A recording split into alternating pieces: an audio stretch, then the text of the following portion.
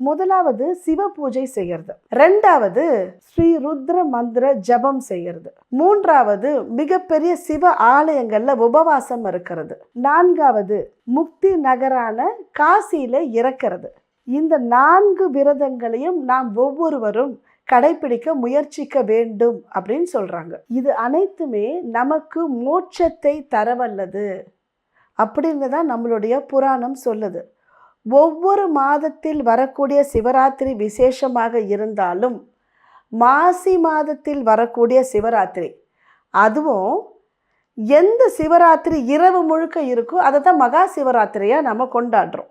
இதுதான் நம்மளுடைய புராணமும் நமக்கு வலியுறுத்தி சொல்லி இருக்கு. அப்போ இந்த மாதம் பிப்ரவரி மாதம் 26ஆம் தேதி மகா சிவராத்திரி அன்று நாம் என்ன செய்யணும் அப்படின்னா, விடியற் காலையில் எழுந்து நீராடி பக்கத்தில் இருக்கிற ஒரு சிவன் சன்னதிக்கு போயிட்டு இறைவனை வணங்கி காலையிலே ஒரு சங்கல்பம் வைக்கணும் அப்படின்னு நம்மளுடைய புராணம் சொல்லுது.